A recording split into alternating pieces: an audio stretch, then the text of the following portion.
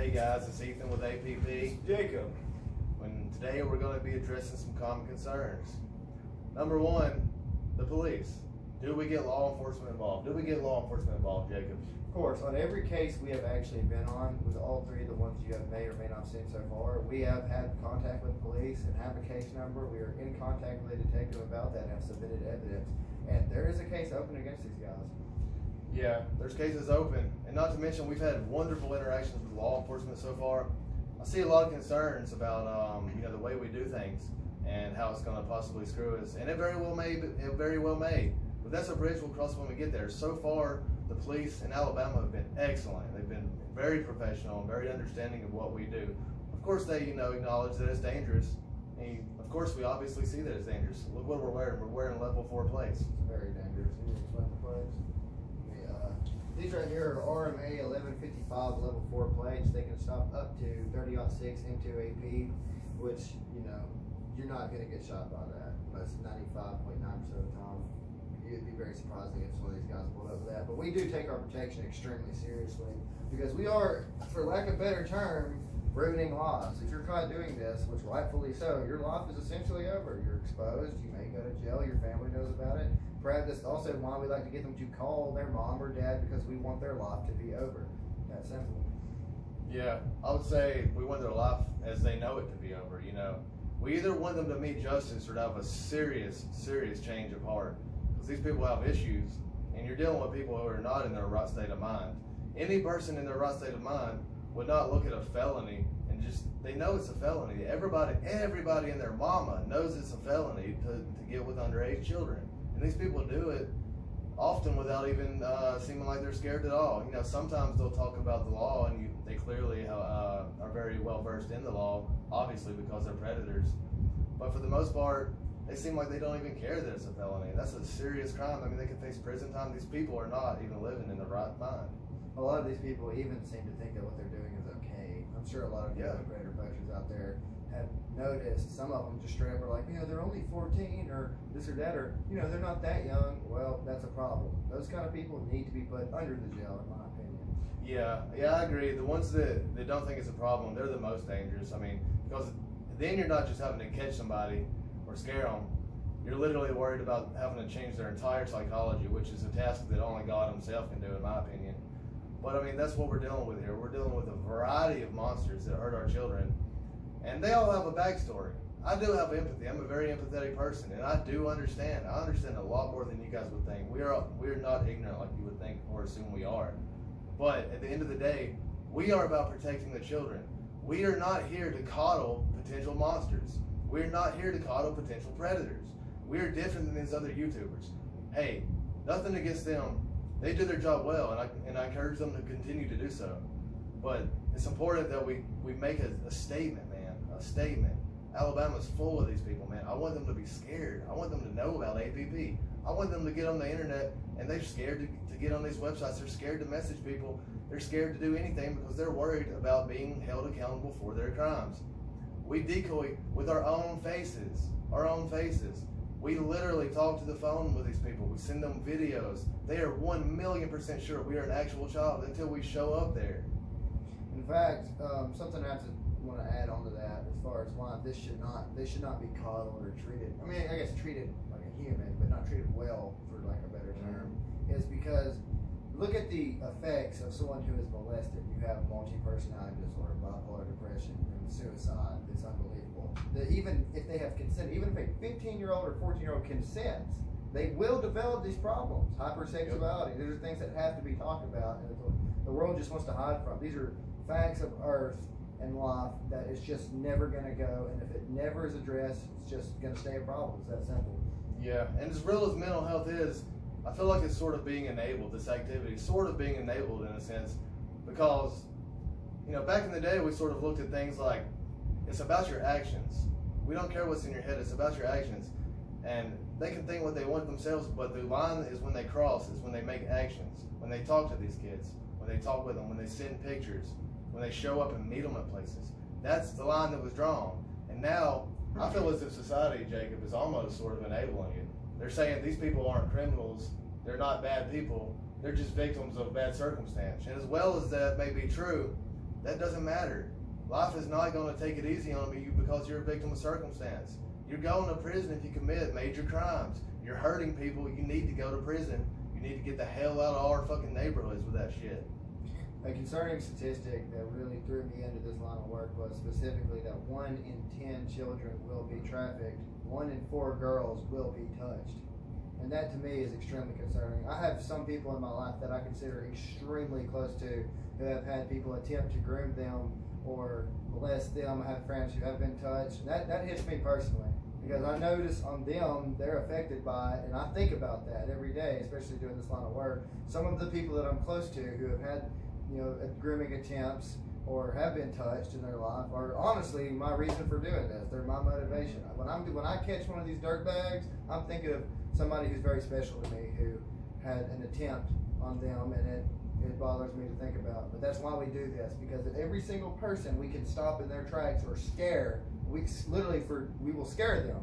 To scare them from even attempting talking to another minor online is a victory for me. If we can keep someone from talking to another child and potentially harming that child or messing with that kid or messing up that kid's psyche, even if they don't actually get to the point of even meeting them in person, it can still mess with them when they later on understand what happened later when they figure it out. So that's a problem to me. It's a problem that needs to be solved. Well, why don't we go on a little bit to talk about our philosophy? I mean, why do we dress the way we dress and act the way we act? Why do we do this? Why are we different than these other guys exactly? Well, for lack of a better term, it's intimidation. These people should not be carried, oh, you need to do this or that, or they need to be scared. When you see a guy walk around in blue jeans and a shirt, it's obviously scary getting caught. Your heart's going to be freaking out. But when you see a guy walk around with a plate carrier, he's got a GoPro on, he's fully kid, he's got a pistol. It's a lot more nerve-wracking because you don't know who you're looking at. It's just they need to understand that is the depth of this scenario. That you need to have somebody wearing a plate carrier. You need to have somebody who appears dangerous talking to you because you yourself are dangerous. Dangerous people need to handle dangerous people. It's that simple. Amen. Well, now it's time to address some serious concerns that have been brought up to us. One which is absolutely ridiculous is the idea that we're impersonating law enforcement officers. What do you think about that, Jacob? Well, I will challenge anybody to find a law enforcement agency that does not have mag carriers and IFAC and all that on their vest. Obviously, I have it empty because I need my GoPro to fit. Or find me even a SWAT team, all right? A SWAT team that wears Tiger Stripe. We don't have a badge. Anyone who knows, a cop would not mistake us for a cop. It's that simple. If someone asks us if we are law enforcement, we are quick to say no, we are not. And if someone asks if they're free to leave, we will tell them they're free to leave. Now, we will of course threaten with, yes, we're going to call the police. You're probably going to go to jail. Another concern I'd like to address is our terminology of you're going to go to jail. We don't mean like we cannot arrest someone. We do not have the authority to do that. What we say that is we will call the police, and that will probably lead to you going to jail possibly, to hopefully scare them and to continue the interaction, and we can figure out a story behind them, figure out what's going on with them, and potentially get them even arrested. Because like I said, we don't, like he said, we don't care about the well-being of the pedophile. I mean, we do as a human being, but we really care about the children. That is final. We only care about the children. We are not looking to get anybody help. It is their job to help themselves. We're here to help the children. It's that simple. I mean, 100%. And just to be more clear about that, impersonating a law enforcement officer is telling somebody you're a police officer when you're not, putting lights on your car, pulling somebody over, pretending to be an officer, wearing a badge. That's what posing as a law enforcement officer is. Law enforcement does not own the rights to camouflage or plate carriers. We as civilians have every right to wear what we want.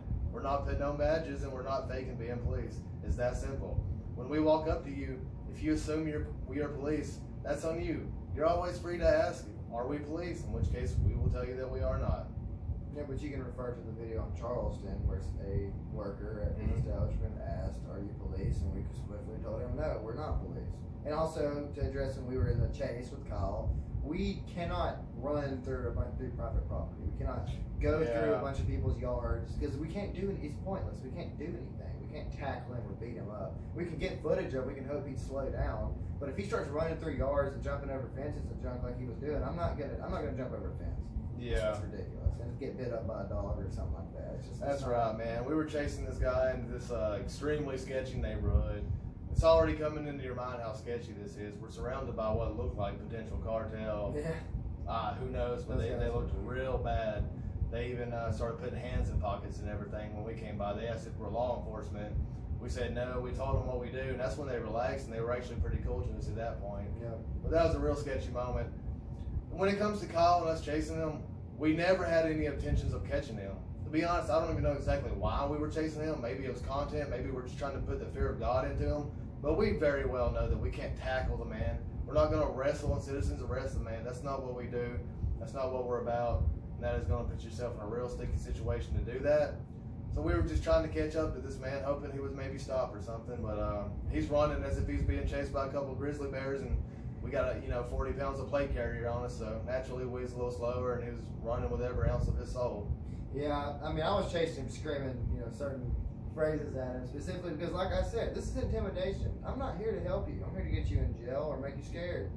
Yeah. It's that simple. I'm not here. I don't want to help nobody. I want to help kids. It's that simple. Him hearing somebody say "run for your fucking life," screaming behind him is terrifying. He was legitimately mortified. That's what I want. Oh my God. Yeah, he turns around. I mean, it's scary. He is probably, if he's not going to do it now, he may do it in a year or two, but he's done for a while. Like, that is just giving enough time for people to slip through his trap. Yeah. Somebody's not getting touched. Yeah. That simple. Well, I mean, with that said, guys, I mean, this is the last time we're ever going to address anything like this.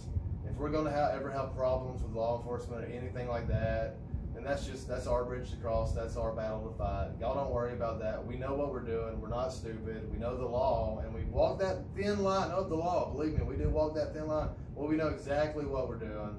With a decent lawyer, we would never be in too much trouble, and we'll be real careful, guys. We thank you for your concern. We thank you for the subscriptions, the support, the like, the comments, this community, the way you guys have come together with us to help us do what we're doing, to support us. It's absolutely mind-blowing. We love you so much, and thank you so much for everything you do. And God bless all of you, and God bless America, and God bless the children. And one more thing before we cut out. I want to talk, this is a message to fellow people who are in this business. I want you guys, I mean, I'm not telling people how to do anything, but get a little bit more angry. A little bit more violence, for lack of a better term, into it. Really scared these people. These people need to be scared. 30 million kids will be trafficked by the end of this year around the world. Between 1 to 2 million in the United States will be. 1 to 2 million children in our country will be trafficked. This is war. It's that simple. This is not a little problem. This is a major problem. There are people who are planning to kidnap kids, and your child is not safe. Anybody's kid can be a target. We've had enough. It's time to start stepping up and being a little bit more angry about something, because there's a lot to be angry about. Yeah. It's that simple.